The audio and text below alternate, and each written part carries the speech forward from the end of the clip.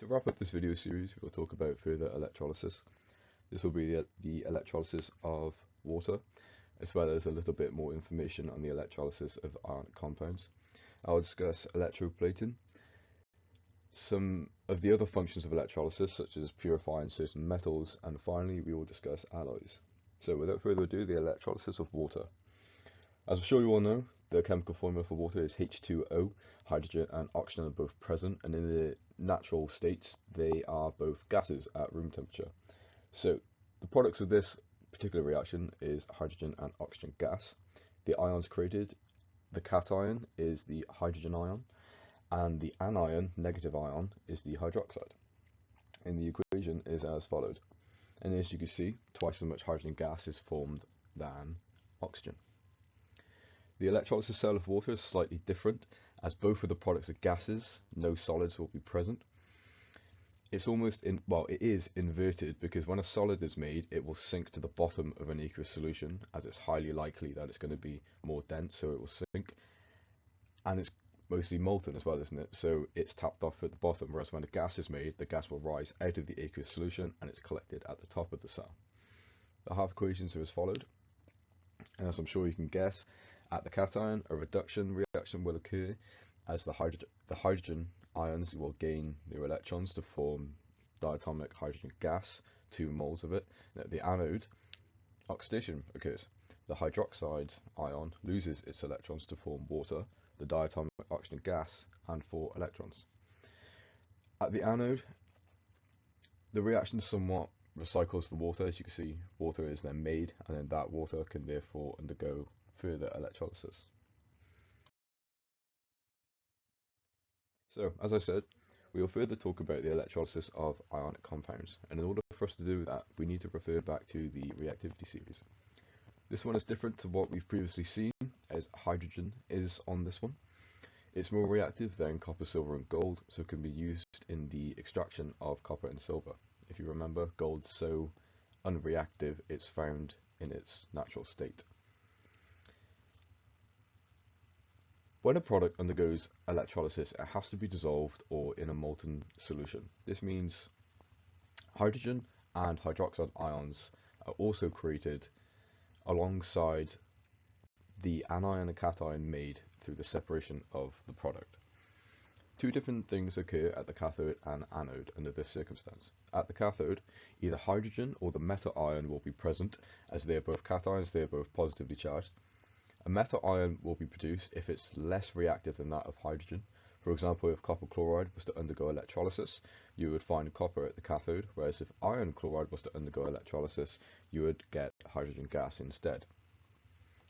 At the anode, either hydroxide or the non-metal ions will be present. If copper chloride was produced, you'd find chlorine gas at the anode. If the ion is simple, such as bromine, or like I just said, chlorine, if you were to separate, let's say, sodium chloride, it produces a Cl-, a chloride ion. That's a very simple ion. It will therefore be present at the anode. If it's a complex ion, such as a carbonate, you're more likely to get oxygen gas instead. The carbonate is CO3-. An example of this would be the electrolysis of brine, sodium chloride. As I mentioned, if the metal is more reactive than hydrogen, it will not be found. Hydrogen gas will be present instead. So at the cathode, you'll get hydrogen gas, as sodium is significantly more reactive than hydrogen is.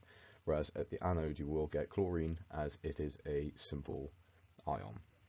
This process is actually called the chloroalkali process. It generates hydrogen and chlorine gases, and it's also a way in which we can get sodium hydroxide. The process of electroplating occurs in an electrolysis cell, but different to that of separating a material. At the cathode will be made of the metal that you want to coat, and the anode will be made of the metal you want to coat the object with. The electrolyte solution, or the aqueous solution, must be the compound of a coating metal. Compound of the coating metal, we will look at 2 examples, could be the metal and its nitrate, the metal and its sulfate, carbonate, whatever. The first example we'll look at is coating with silver. object you want to coat will be connected to the cathode, the negative electrode, or connected to the negative side of the power supply, and silver will be coated to the anode, as it's the metal you want to coat the object with. And the solution could be something such as silver nitrate. It's a compound of the coated metal. Second example we'll look at is the coating with copper. The material you wish to coat will be connected to the cathode, copper will be connected to the anode, and the solution could be something such as copper sulfate. An electrolysis cell can be used to purify certain metals. We're going to look at the purification of copper, such as with how electroplating differed to the electrolysis cell of the standard splitting of compound.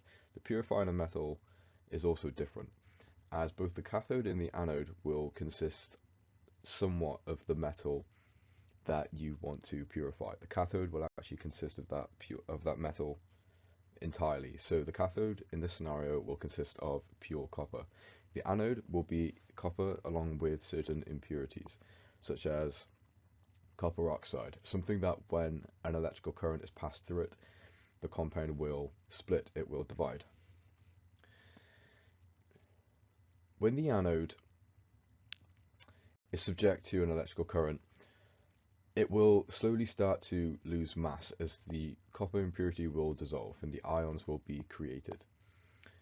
As the cathode is the negatively charged electrode, copper creates positive ions, so the copper ions that were originally part of the anode will move through the copper solution toward the cathode.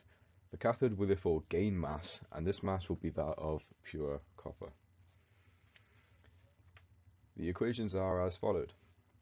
Of course, at the cathode you will get an reduction, and at the anode you will get oxidation.